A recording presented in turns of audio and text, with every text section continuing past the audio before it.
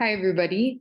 I wanted to talk today about how to change your life in half a year. I know that everyone's looking for quick fixes in a day, in a month, but if you really want to change your life in a way that's sustainable, in a way that's going to last forever, you got to be in it for the long game, which also means it's going to be a phasing experience or processual instead of just a light switch that turns on and off.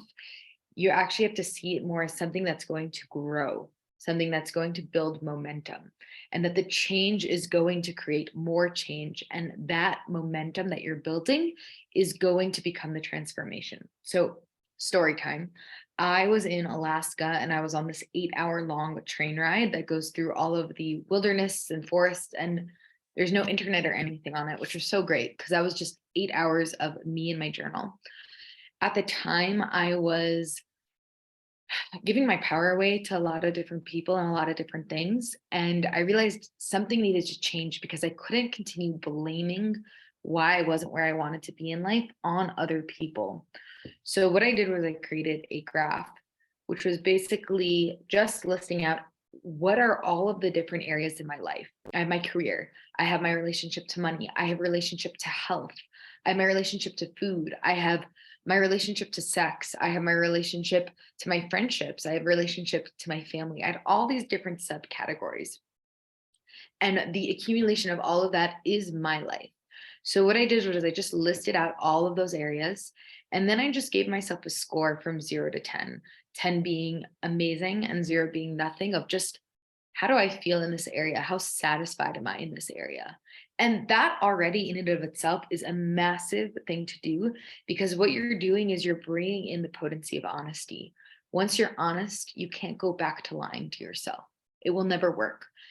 Before you're honest, you can just feel like something's off, but never really look at it. Once you confront the truth, it breaks reality. It already gives you this understanding that either you can just choose to become embittered or you can make a change.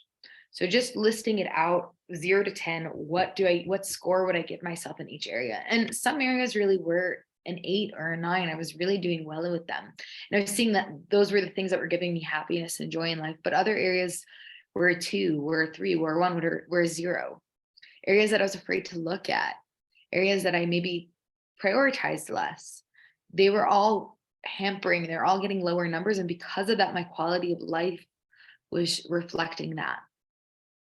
Things that you wouldn't really realize, of like your relationship to your home, and I'm messy and I'm disorganized, and realizing that that's actually impacting my overall happiness. So then what I did was just gave myself the question of, in 6 months from now, what number do I want to have? And not being overly idealistic or not being imaginary of just giving yourself a list of tens, because that's not going to happen. When you make the goal too big, you're going to fall short. So just a realistic, what number would I want to have in 6 months from now? So some of the twos became five, some of the sixes became nine, some of the eights became 10.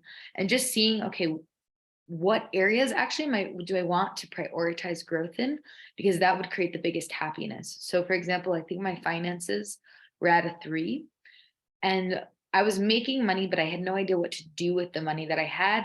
And I was just kind of blindly sending things to different places, or blindly spending money without knowing if I could afford it or not, and just trusting that I could.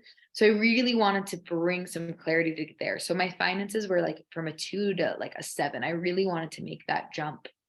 And other areas, for example, like spirituality was an 8, and I just wanted to bring it to a 9 or a 10. So that jump wasn't as large.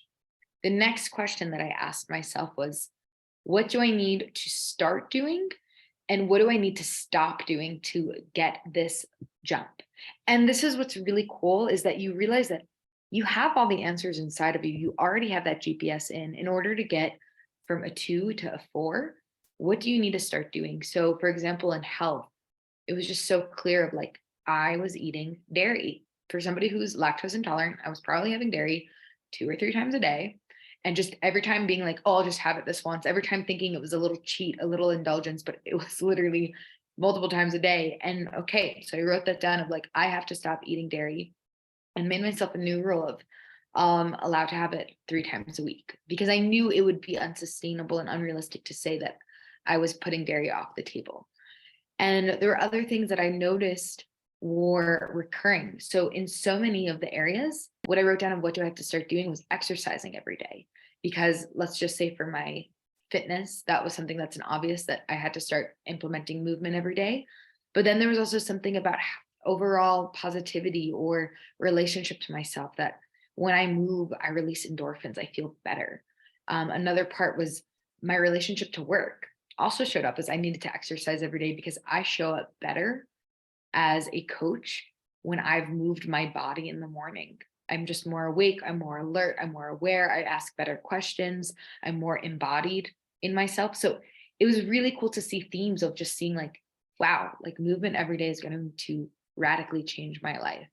And there were other things that also I realized would seem really little and really minuscule. We're going to also change things around as well, like drinking more water, like meditating, like not scrolling through my phone every night before I go to bed. So the next question here is just what are the things you need to stop doing in order to make that number jump from a 2 to a 6 or an 8 to 10? What do you need to stop doing? So one was I needed to stop looking at certain people on social media who made me feel bad about myself, like getting rid of them on my social media. Another one was I needed to stop scrolling through my phone before I go to bed or first thing when I woke up because that put me right into comparisonitis. And all these little things I noticed that if I stopped doing would also collect my energy and my power again to myself. And I could use that power and energy that I now have into things that are actually productive for me. Okay, that's the first big chunk of it. So it's what number would you give yourself now in each area?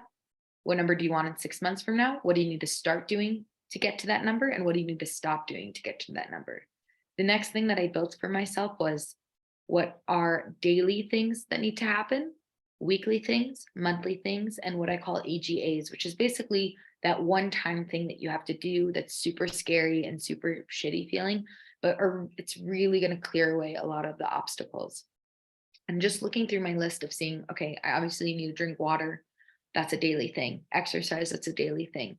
Cleaning, that's going to be a weekly thing. So just putting that in.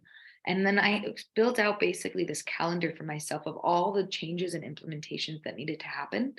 And then it was all clear. In 6 months, I will get there if I'm doing these things monthly, weekly, daily, and also having the list of the big things that I'm avoiding that I need to do. So that is the power of confrontation and honesty and just working through this, chiseling it out. I can already feel people kind of feeling stressed about it. Do it with a friend. Things that are extra hard for you, just circle and ask for an accountability partner. Maybe see a friend who's also working through these things, or maybe a friend who's really good at those areas. Ask them to help support you in this time. So you got this.